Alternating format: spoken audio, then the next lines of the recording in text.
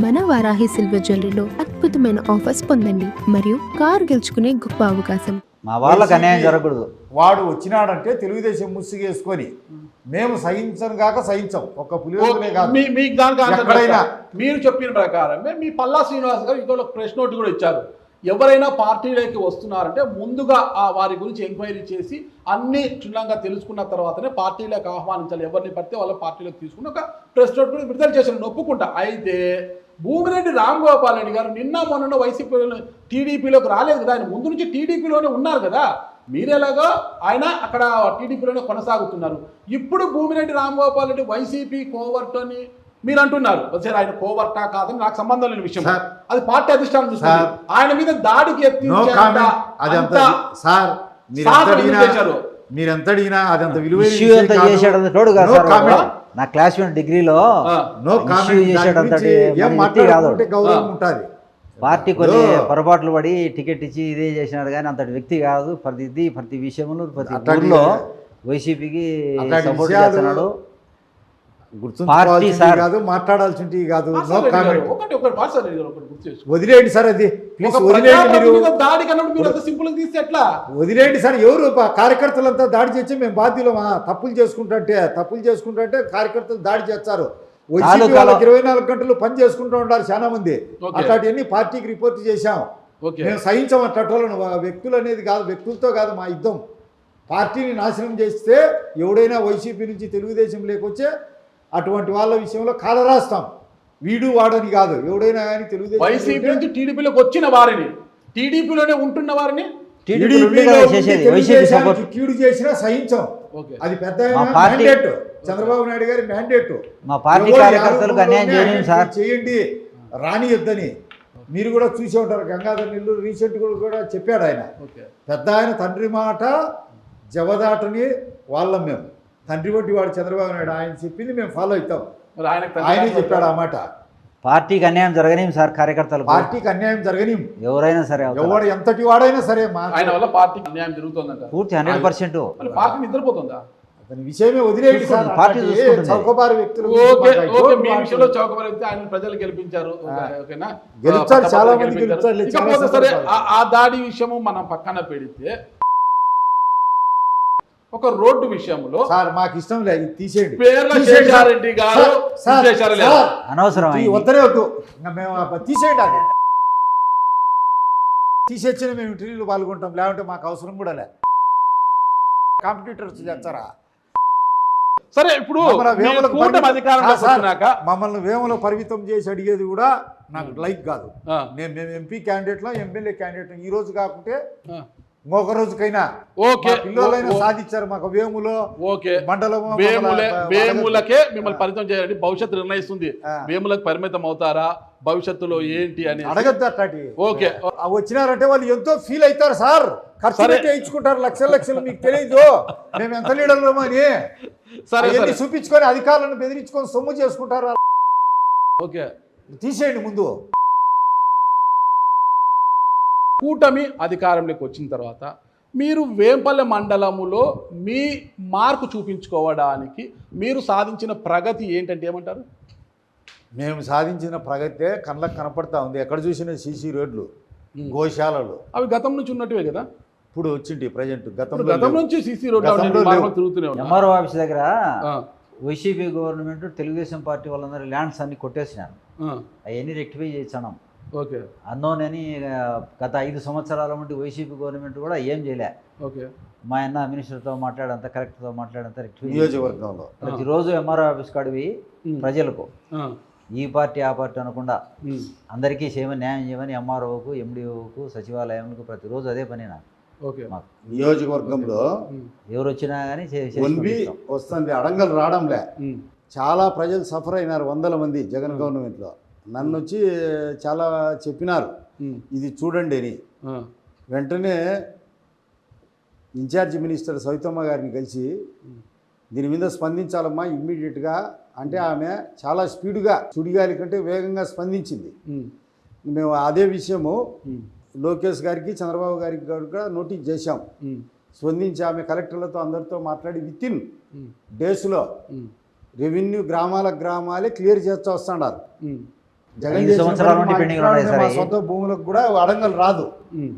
అవి బ్యాంకుల్లో ట్రాన్సాక్షన్స్ చేసుకోవాలనే, లోన్లు తీసుకోవాలనే, రీపే చేయాలనే ఖచ్చితంగా అవన్నీ రికార్డు అంతా ప్రొడ్యూస్ చేయాలా. చాలా ప్రాబ్లంగా ఉంది.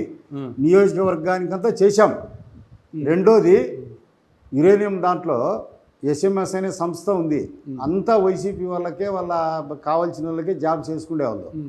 మనకు వాళ్ళకు లేవు అని చెప్పి రిప్రజెంటేషన్ వచ్చి అక్కడ ట్రేడ్ యూనియన్ లీడర్ ఉన్నాడు శ్రీనాథ్ రెడ్డి అని.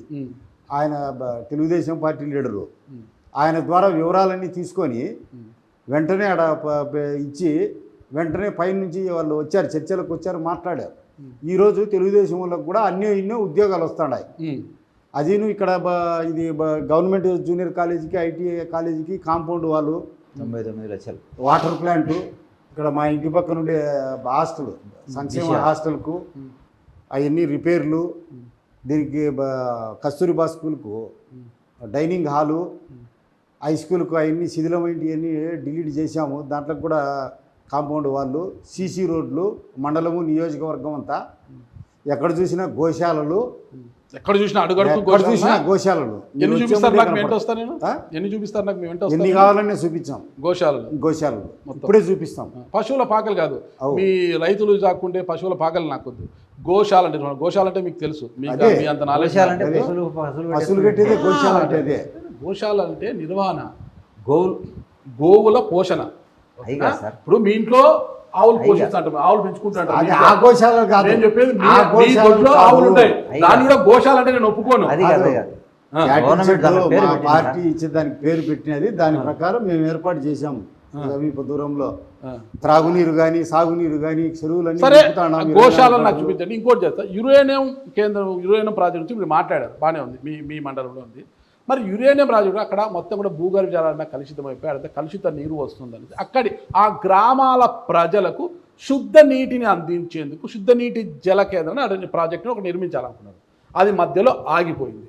మరి దాన్ని ఎందుకు ఇన్ని చెప్పారు కదా, చేంతాడంత లిస్ట్ చెప్పారు కదా, మరి ఆ విషయంలో మీరు ఏం చేస్తున్నారు? మళ్ళీ మేము దాంట్లో మీదంతా కేర్ తీసుకున్నాము, అనేక పోరాటాలు చేసాం, గతంలో కూడా పాదయాత్రలు చేసాం, ధర్నాలు చేశాము. మంచినీటి వసతి కూడా లేదు. ఒకప్పుడు 60 అడుగుల్లో నీళ్లు పడేది. ఆ నీళ్లు ఇప్పుడు 600 అడుగులు 700 అడుగులు వేసినా నీళ్లు పడ్డంలే. ఆ టెయిల్ ప్యాండ్ వల్ల, దానివల్ల వ్యర్థ జలాలు, విష జలాలు ఆ టెయిల్ ప్యాండ్లోకి వచ్చాయి. దానివల్ల భూముల్లోకి లీక్ అయ్యి అవన్నీ మరుభూములుగా మారిపోయినాయి. పంటలు కూడా మొలకెత్తావు. ప్రజలకు కూడా అనేకమైనటువంటి వ్యాధులు, మంచినీళ్ళు లభించక, తాగే నీళ్ళు సాగుకు కానీ త్రాగేదానికి కానీ లభించక అనేకమైనటువంటి దుర్భరమైనటువంటి వ్యాధులతో అవస్థలు పడుతున్నారు. కనకింద కొట్టాల, మొబ్బిజింద్రపల్లె, తుమ్మలపల్లె, రాసుకుంటుపల్లె, భూమయ్య గారి పల్లె, కనంపల్లె, ఈ పల్లెలన్నీ క్యాన్సర్ రావడం, గొంతుకు గడ్డలు కట్టడం, దద్దులు లేయడం, ఆకలి లేకుండా పోవడం, నల్లంగా పోవడం, అసలు చిన్న వయసులోని 20 ఏళ్ళకే మోకాల నొప్పులు రావడం, గర్భవతి అయితేనే ఆ గర్భం నిల్చకుండా పోవడం, పుట్టిన తర్వాత ఒకవేళ పుట్టినాడు అనుకోవాడు వికృతంగా పుట్టడం, కళ్ళు తలకాయకో కళ్ళు లేకుండా పుట్టడమో, ఇవన్నీ ఐడెంటిఫై చేసినాము.